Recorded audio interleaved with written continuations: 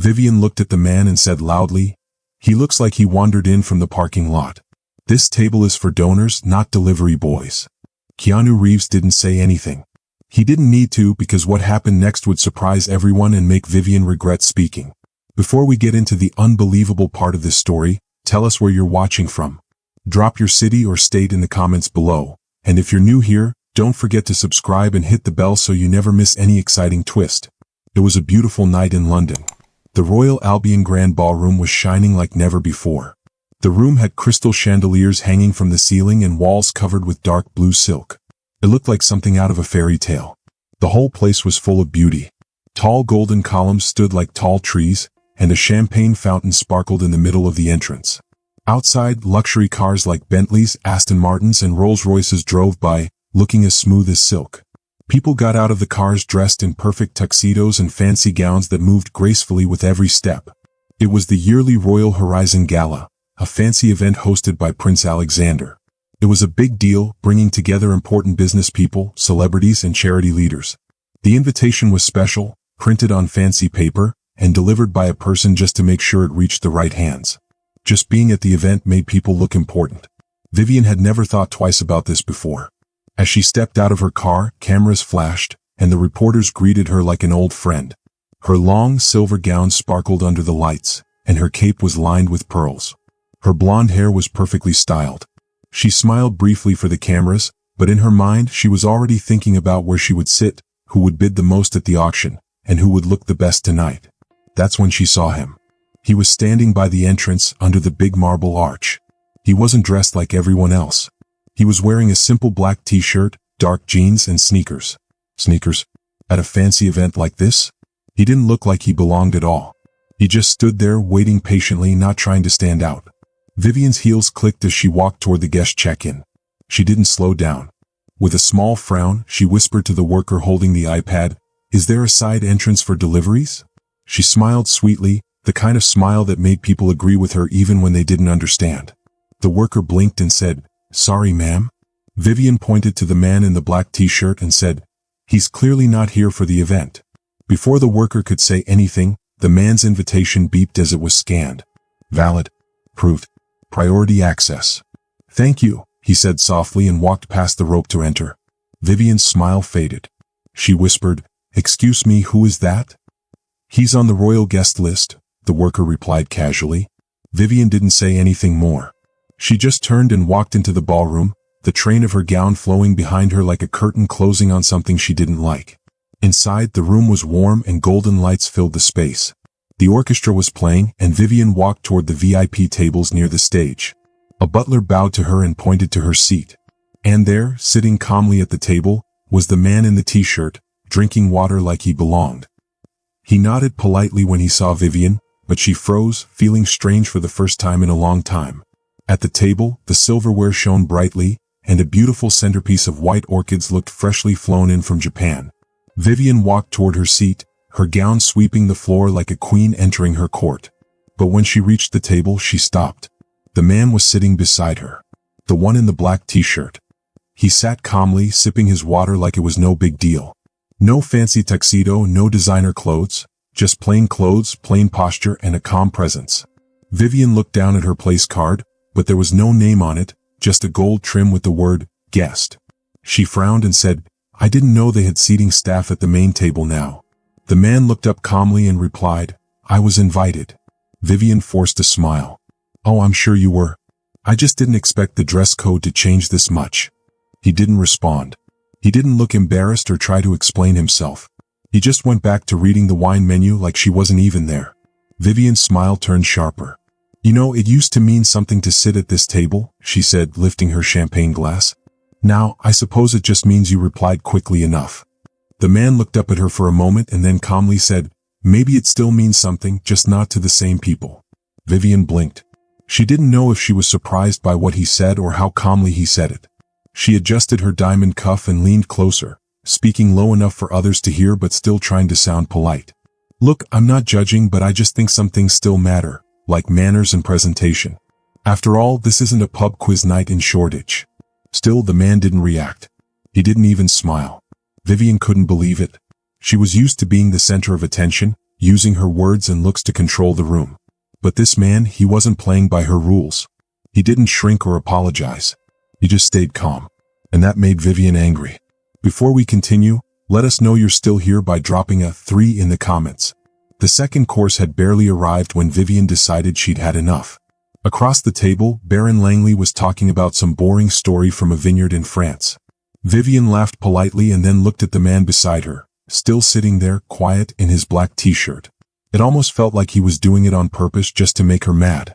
She leaned closer to Langley and said loud enough for everyone to hear, "Isn't it fascinating?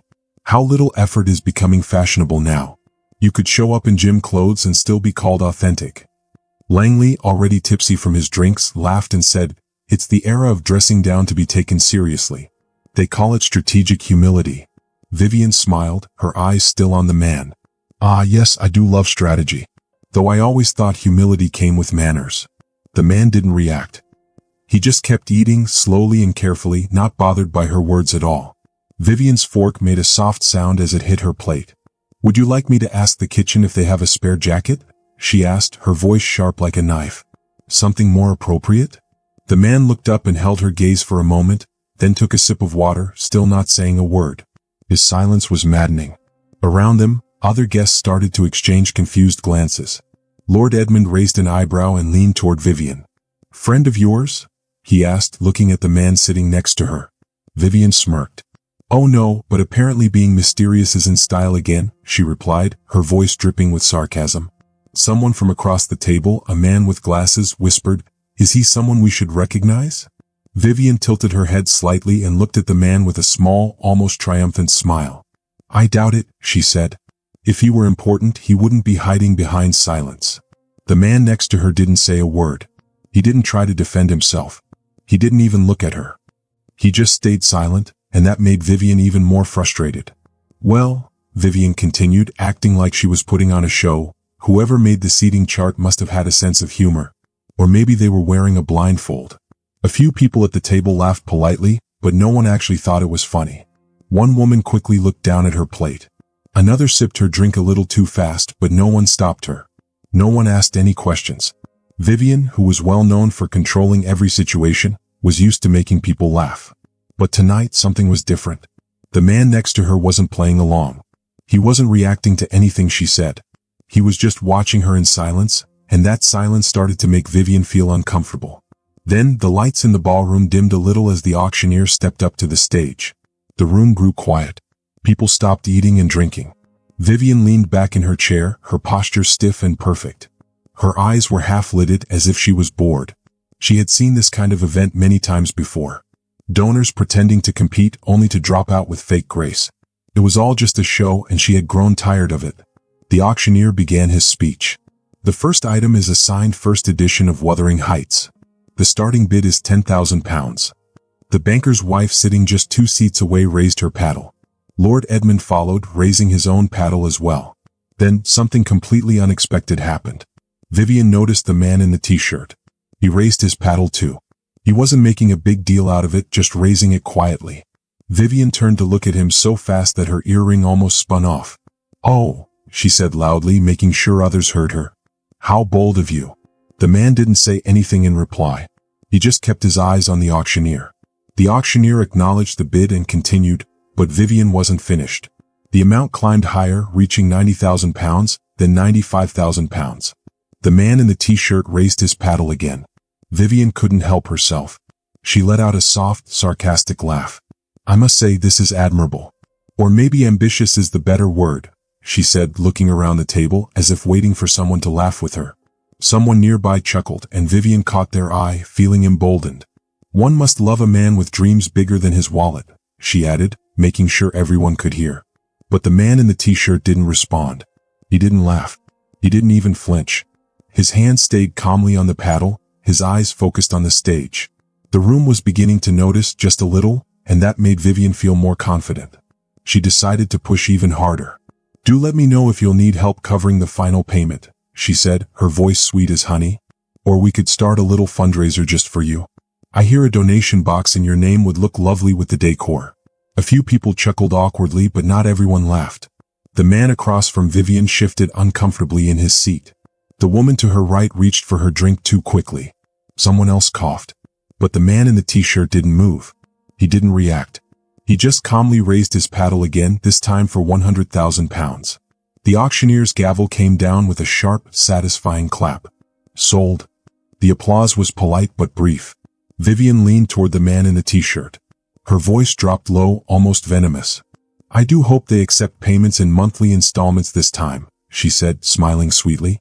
The man turned his head slowly and met her eyes. I think I'll manage, he said, his voice barely above a whisper. It wasn't the words he said that made the change. It was the stillness that followed. The silence felt different. People around the table had stopped talking. The woman across the room glanced over at them with a confused look on her face.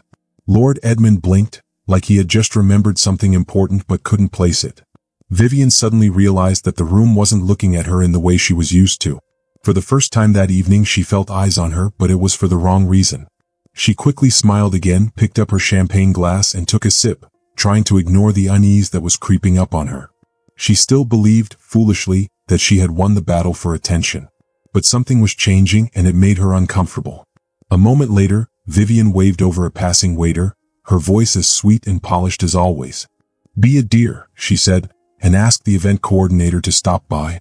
There may have been a seating mistake. The waiter nodded and went off to find the coordinator.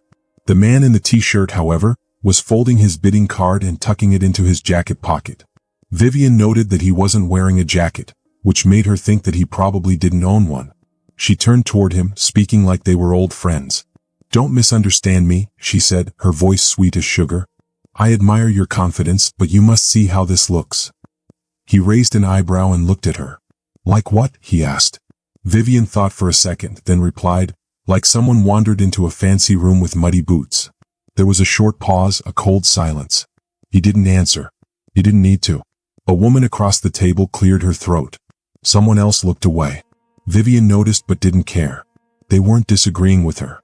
They were just uncomfortable, and that was different from the usual polite silence she was used to.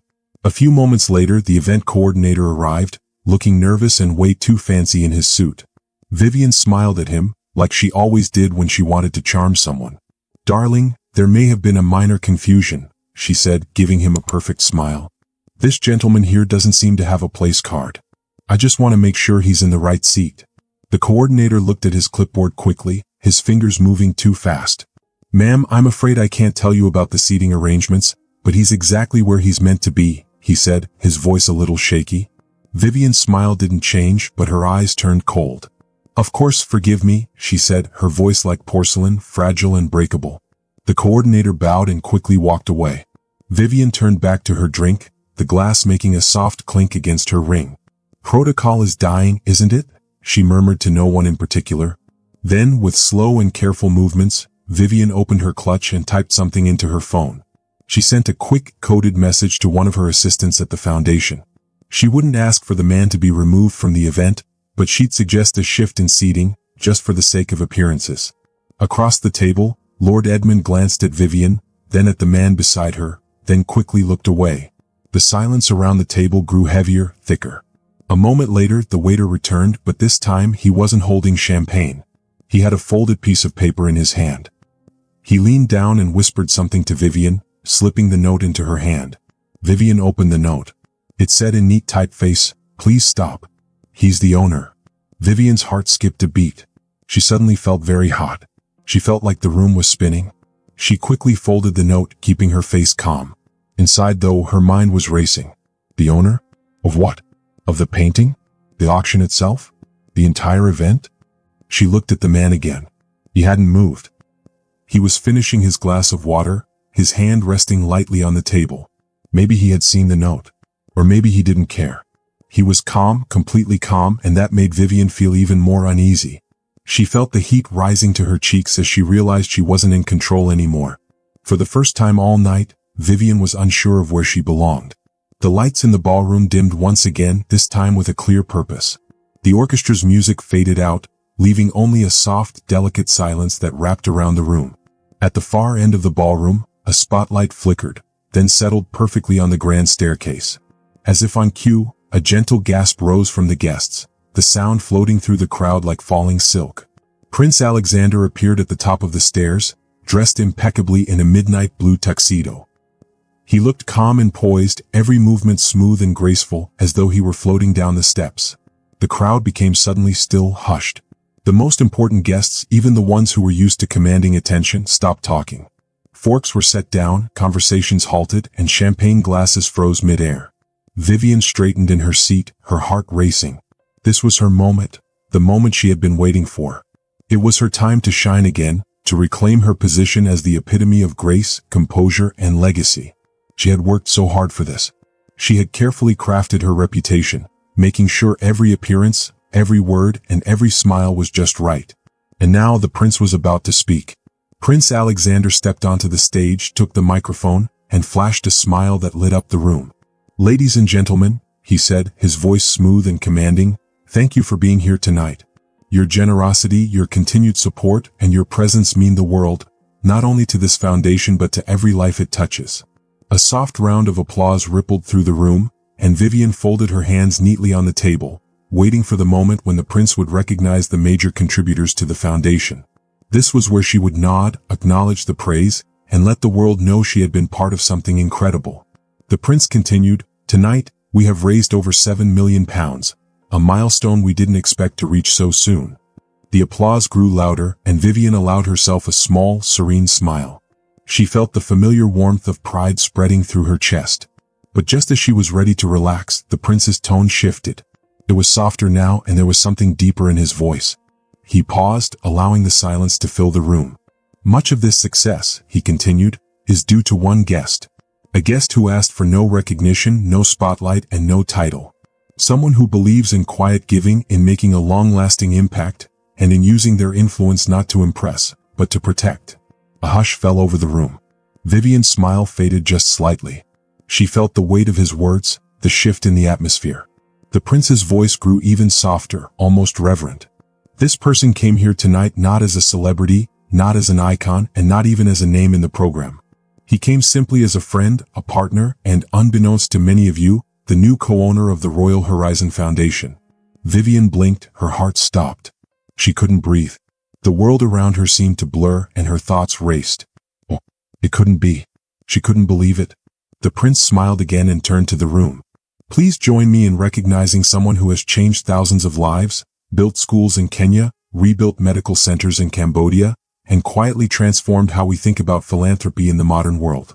The room leaned forward, their collective breath held, waiting for the name.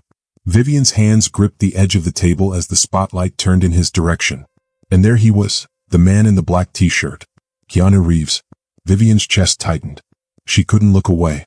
The room erupted into shocked applause, the sound loud and sudden. People turned to one another in disbelief, some raising their phones to capture the moment. Vivian didn't dare look at him, but she could feel every pair of eyes in the room on him, not her.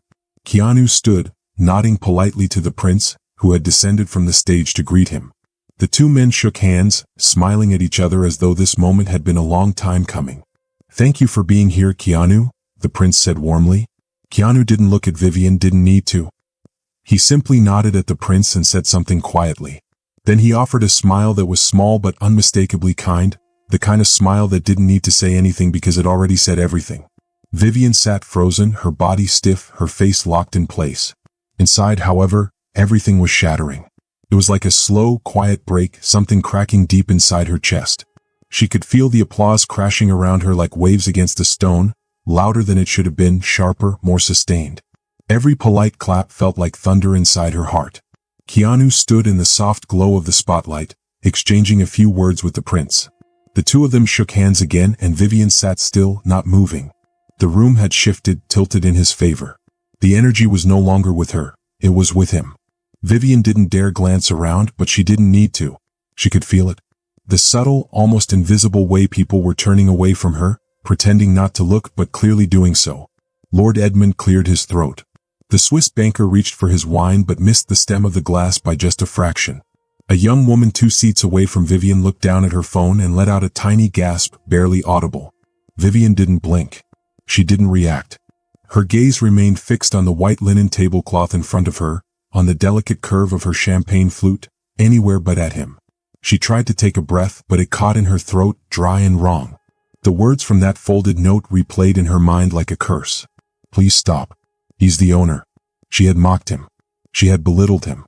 She had even questioned whether he could afford the price of a painting, only to later find out that he had funded the entire auction house behind it. And now here he was.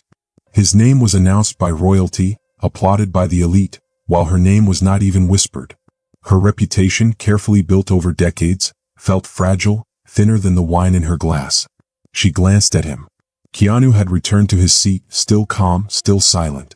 And for the first time she realized something. He didn't need to say anything. He didn't have to perform. He wasn't gloating. He didn't need to. The room was doing it for him.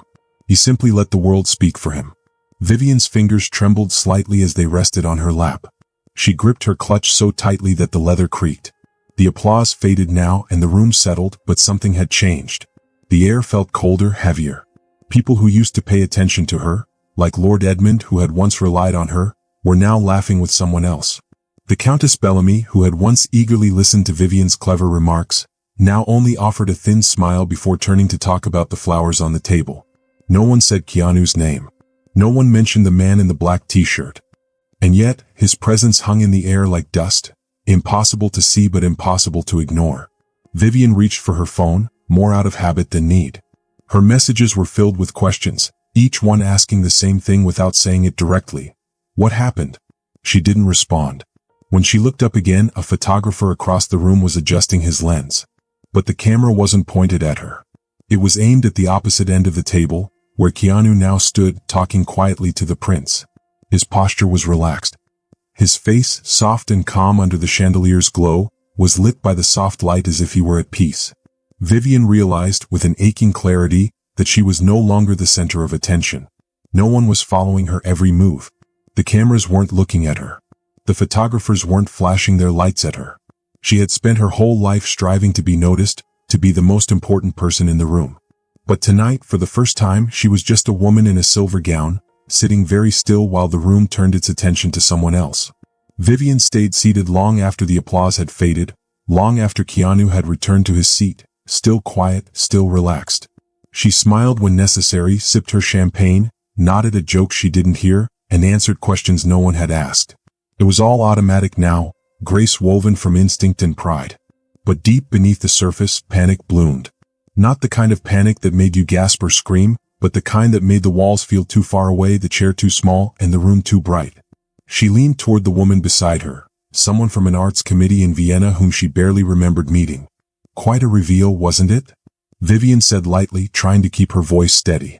I suppose that's what these events are about. Surprises.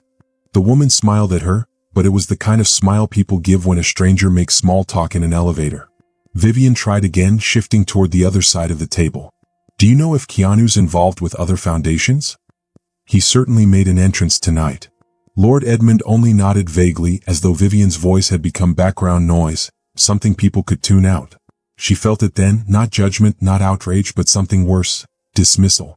She was no longer essential. She rose, excused herself with a graceful tilt of her chin, and stepped away from the table. No one followed her. No one called her name. She wove between groups of guests, unnoticed. She made her way to the mirrored hallway near the coat room, where the music thinned and the air grew cooler. Vivian stood there, staring at her reflection under the soft glow of the chandelier. She was still wearing the same gown, the same jewels, the same posture she had practiced her entire life. But something was missing. The room, the attention, the echo, it was all gone. Her phone buzzed again, but she didn't look at it. Down the hall, she could still hear Keanu's voice, calm and steady, and the prince laughing softly. A cameraman called Keanu's name, and the flash lit the corridor like distant lightning. Vivian didn't go back. There would be no dramatic exit, no speech of redemption. There was just the quiet truth that she, Vivian Hargrave, once untouchable, had spoken too soon, too loudly to the wrong man. And now, the world wasn't listening because someone else already had the microphone. Sometimes the loudest person in the room is simply trying to hide how little they truly hold. And sometimes the quiet one, the overlooked, the dismissed, is the one who carries everything. Vivian had always believed power came from posture and pearls. But now she understood. Real power speaks softly and lets others expose themselves. If you like this story, I'd love to hear your thoughts. Leave a comment below and let me know what you think. And don't forget to subscribe for more thrilling adventures, mysteries, and unforgettable moments. Your support keeps these stories alive and the creativity flowing. Thanks for watching. I can't wait to see you in the next video.